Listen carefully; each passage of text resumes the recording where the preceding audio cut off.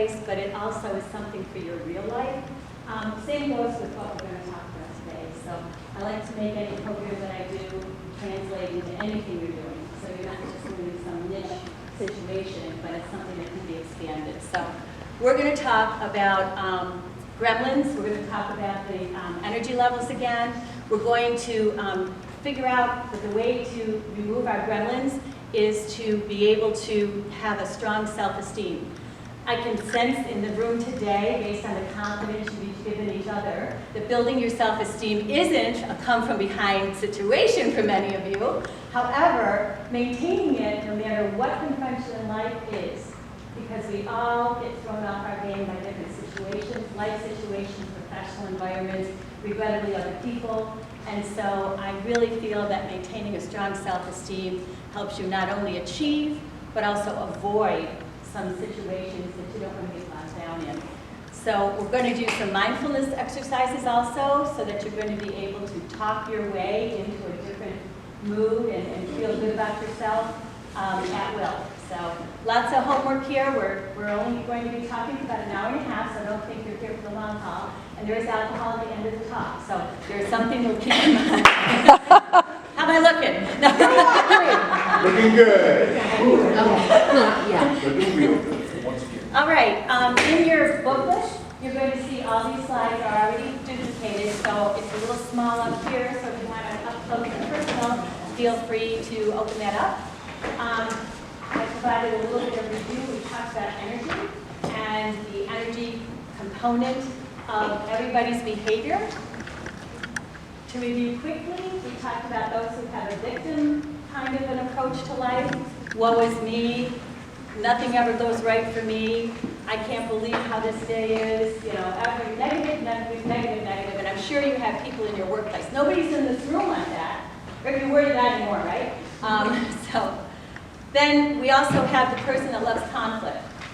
Oh yeah, no matter what you say, they always are going to take the other side. Even if they don't really feel it, they just are in it for the game of it. So conflict, both of these are pretty negative though, so they really don't move you forward, move anything forward, kind of put you on lockdown. Responsibility is the next one. It's more of the leveling energy where, okay, you know, there's going to be some negativity, but I'm going to be accountable, I'm going to be responsible. It's a very neutral type of environment. Then we get on to compassion. Compassion is when you're going to be able to give to others.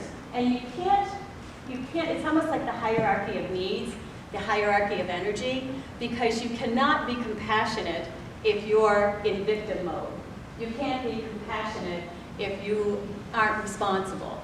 So we're climbing the ladder of our energy as well as our contribution ability to our workplace and to life in general.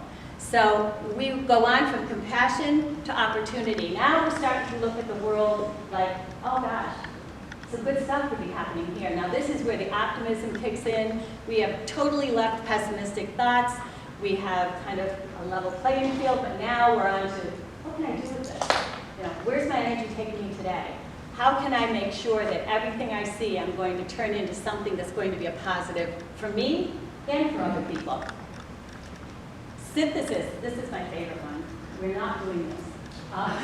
That would, after the drinks. No. I'm not responsible nor reliable. Before we leave today. so anyway, this is obviously when everything is just how it has to be. It's balanced, it's got all the right components, everybody knows what they're doing, everything is in sync, it's perfect, and it's synergistic. Now we have non-judgment. Mother Teresa, that's when you have absolutely no judgment when you see anybody. You're not drawing an opinion based on how somebody looks. You're not drawing an opinion based on what somebody says and make it like a permanent persona. You're in a non-judgmental, optimistic, always free-flowing thoughts so that you are evaluating all the different aspects of life and making considerations that may not normally be yours, but you have that open ear so that you can consider other people's values as well as feelings.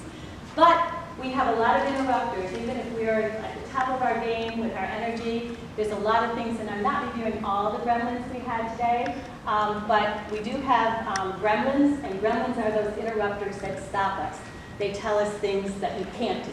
They say, oh no, that's a great idea, but that's not happening. You want to know why? Because you really can't do it. Or, you don't have the patience to do something. So in order to get you a little bit of exercise, can each of you remember what you might have written as your gremlin?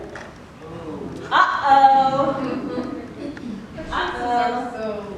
Well, I do want to invite you to come up and find it because we're going to talk a bit about it. So if you could, come up front, search, and pull your gremlin off the chart. Work that food up. Y'all ate french fries.